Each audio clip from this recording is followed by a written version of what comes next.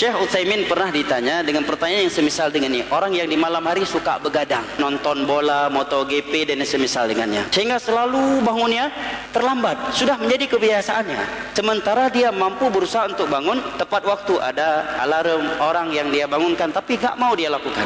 Maka kalau seperti ini, kemudian dia menjadikan itu sebagai kebiasaan, salat subuh yang gak diterima oleh Allah kalau di luar waktu. Kenapa? Karena Nabi bersabda, man amila amalan laisa alaihi amruna fahuwa rad. Barang siapa yang melakukan suatu amalan yang tidak sesuai dengan tuntunan kami, tidak sesuai dari sisi waktu, maka amalannya tertolak, dan dia sudah menjadikannya sebagai kebiasaan. Yang Nabi sebutkan, man nama an shalah aw nasiyaha falyusalliha idza dzakara. Orang yang tertidur dari salat, bukan sengaja, dibuat sengaja, atau dia terlupakan dari salat karena saking sibuknya, atau ada suatu fitas hendaknya dia langsung salat di saat dia bangun atau di saat dia ingat. Demikian dijawab oleh Syekh Muhammad bin Shalih Al-Utsaimin rahimahullahu taala. Tapi kalau memang dia tahu dirinya memang tadi ngantuk, berat tak geihnya tidak ada 5 minit tegolom iqamat bangun, rupanya lewat, berarti enggak sengaja, dan bukan setiap hari seperti itu. Maka hendaknya dia langsung salat di saat dia bangun dan saat dia ingat. Di dalam Sahih Muslim dari Anas bin Malik radhiyallahu anhu, Nabi di dalam safarnya pernah tertidur dari salat subuh. Begitu Nabi bangun,